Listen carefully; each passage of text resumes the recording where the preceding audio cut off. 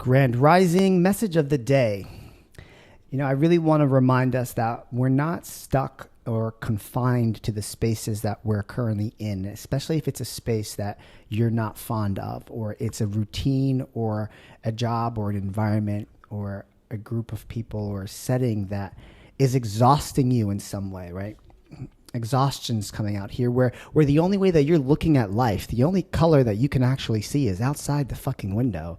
Instagram is a window, right? Like you continue to swipe through this window watching other people's lives and where's the color in your life, right? And do you have the confidence and the wit and perhaps even the strategy to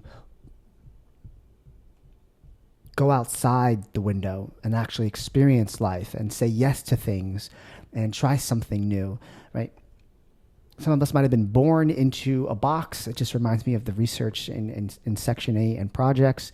Like you keep someone in that box, in that environment, and they don't necessarily know what's outside of that because that's all they've known. I'm here to remind you, like, we have to go into different spaces. You have to go outside. You have to move out of those environments and put yourself in positions and places and people that are different and outside of your box. And as a content creator, as a therapist, as someone who's been doing healing work on myself, the big caveat, and I know my biggest struggle is that I know that some people just can't.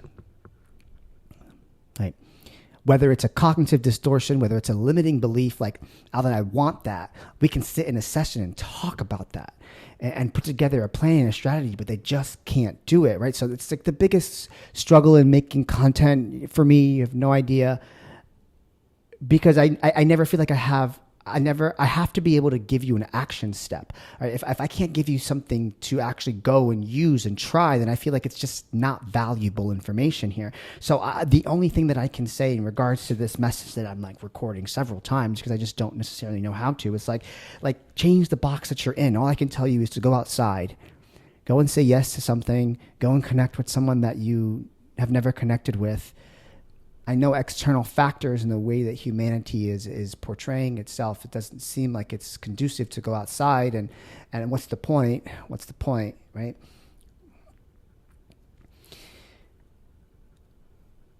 You got to try being generous to yourself. Like, I'm even flustering my words here, right? Try to be generous with yourself, most importantly.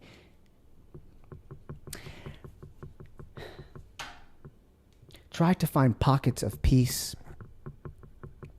even if it's 2 minutes, a micro break, so that's something that you can hold on to, right? So when you're in your robot world, you can say, oh, you know what? On Tuesday at 4:23, I remember seeing a beach in my mind, right? Get creative with it.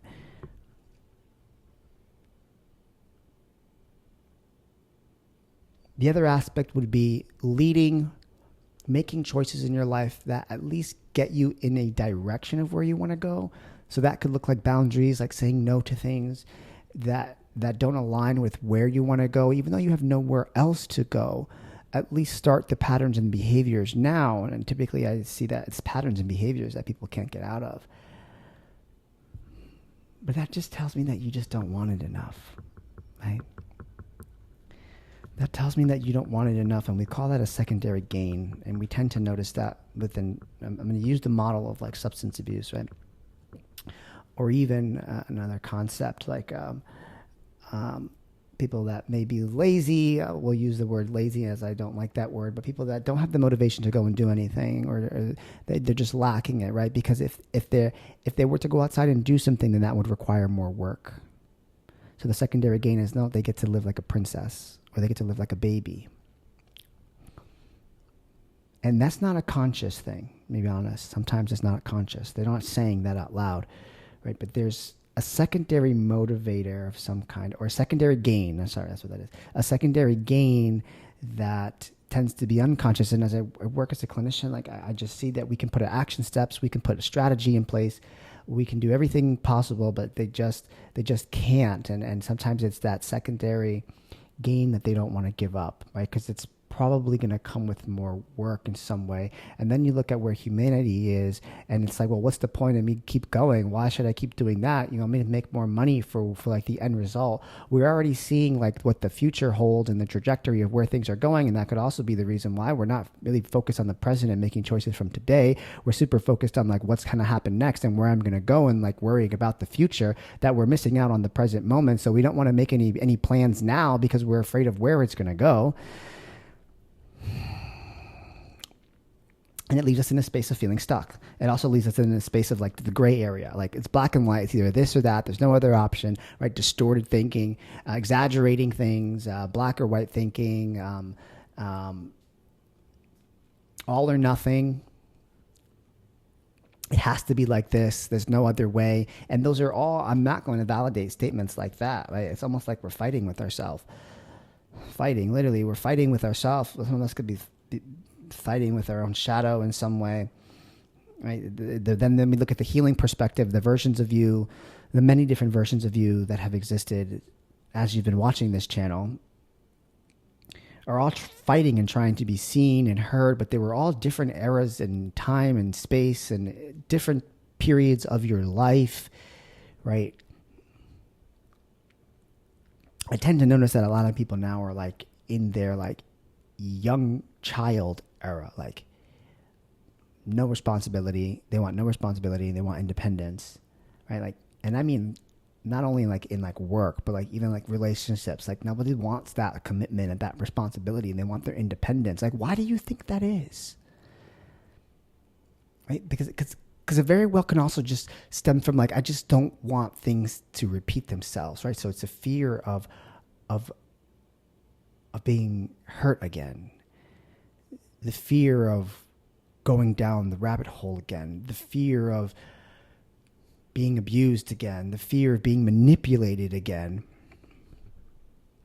the fear of having your heart touched and being broken again, the fear of losing your job again, the fear of not having enough money, the fear of being evicted again, the fear of it coming back. So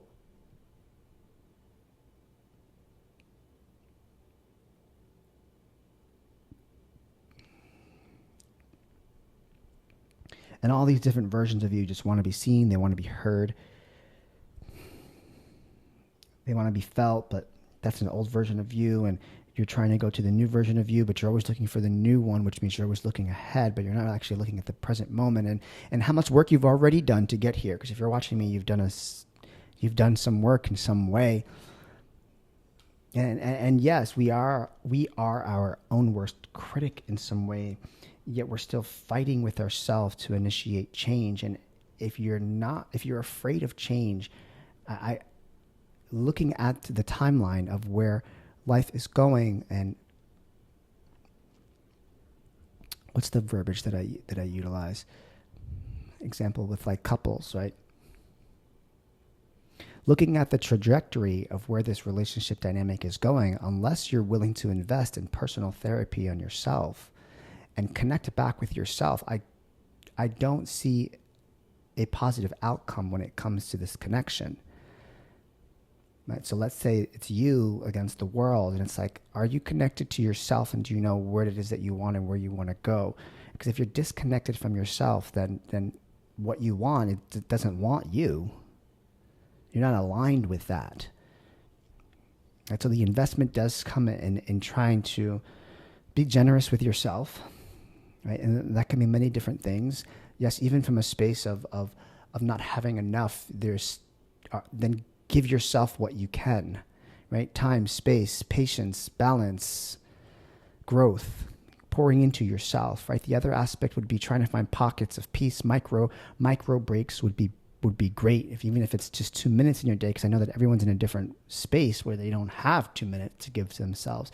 But if you can give yourself 2 minutes where you can say, okay, I definitely feel peace in this moment, that's something you can hold on to. So then later when you're in the thick of it and you're controlled by the robots around you and your routine and in the structure that you don't like, you can be like, oh, at 2:22, I had a nice peaceful moment. Like write that down, just the number or the time or what you thought of, right? to give yourself micro breaks. You take a micro breath, right? You take a pause before your next email. You take a pause before you have to pick up your kid and take them to the next space, to the next thing they have to do. Or you take a pause before you have to pay that next bill. You take a breath before you have to pay that next bill, right? And the other aspect I can give you here is making decisions as if you're the CEO of your life. CEOs make very difficult decisions, right? And some of those decisions sometimes come at a cost to them, right? But you don't see them not making decisions. So if we were all CEOs of our life, we'd have to make a choice no matter what and deal with the consequence there. I know we're afraid of being hurt or it not being the right choice, but we're going to have to deal with that. Life's going to come with difficult choices. Life's going to come with hard aspects that you're going to have to face in some way. But you have to make the choice, and then do you trust yourself and believe that you'll get through it? Look how far you've come, and look how far you've come in your healing journey, right? If you've gotten through that, which is probably something emotional, spiritual, maybe even physical, right? Then anything that comes your way, yes, it may automatically, it may ignite something, maybe even trigger some emotions, but it's never going to impact you the way that it used to. You know, when people say like, okay, I'm fearful of getting into another relationship, of being hurt again. I honestly do not think that that's even possible. Once that is in your psyche, once you have become aware of things, we can be afraid of those things, but physically it actually happening, I think your body would see the red flags, right? And maybe it might even look like avoidance, ghosting, right? Like, I think it's just however it happens is going to, your body's going to protect you. Your response is going to protect you in some way because it already knows how it feels to be hurt. So I don't think it's actually possible for you to repeat something the exact same way. And I know that's a quote. Because the exact same way, no. But you'll be better prepared this time around. You've gained tools into how to handle certain situations, or you have at least gained insight into yourself, right? To be able to be emotionally intelligent. What that looks like is you have awareness, self-awareness into yourself. Self-regulation, you're able to regulate your own emotions and handle and deal with other people outside of you, right? Then you have empathy. You wouldn't be watching me if you didn't have empathy, right? Empathy, and then social skills, right? Being able to connect with others. While chapter 1 was doing the internal work, chapter 2 is going outside and picking different boxes to sit in, right? Making different choices, because if you stay in the same box that you're in, you're just going to have distorted thinking over and over and over. Black and white. It's either this or that option. There's no other option. And I'm going to say that's an incorrect statement. I'm not validating that.